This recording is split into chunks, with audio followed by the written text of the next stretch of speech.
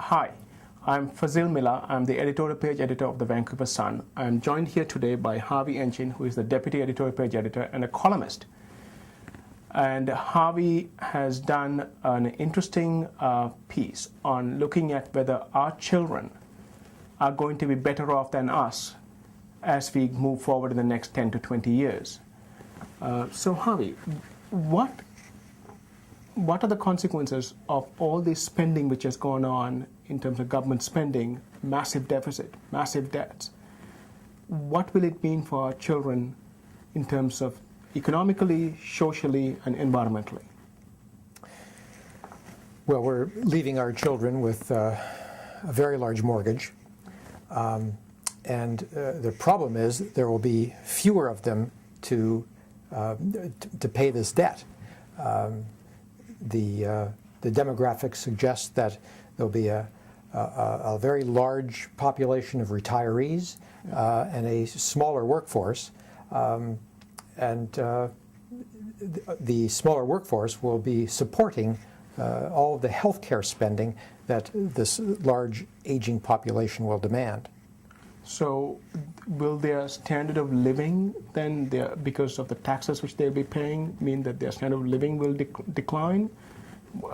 How will it manifest itself in the household? Unless we can find some remedy to the demographic problem, yeah, their standard of living will have to decline, because the amount that each worker will have to contribute over the next 30, 40 years is going to double from today's level of somewhere around 4,000 to more than 10,000. Wow. But what does that mean for instance, socially? I mean, what would it mean for welfare programs when people need help? What would that mean? Well, with healthcare spending expected to rise to $160 billion over the next 4 decades, there won't be that much left to fund those sorts of programs.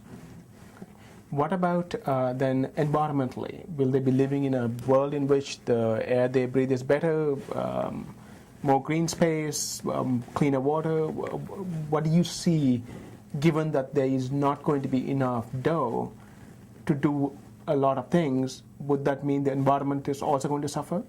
I don't think so. I think that I don't think we're going to be able to stop the carbon constraint juggernaut. I think that that will continue. That we're going to find good, clean ways of producing power, mainly electricity, from run-of-river, wind, solar, and eventually these prices will come down. At the moment, they're very expensive technologies, but technology prices fall, and I expect that will happen here. No, I mean, they said the same things. I mean, during World War II, we got into massive debts and deficits, but we managed to have this spurt of productivity growth, and we managed to increase our standard of living.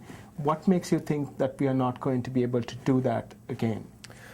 Well, going back over the decades, economic growth, if you look at 5-year moving averages, economic growth has actually slowed in every 5-year period. Okay. So has productivity.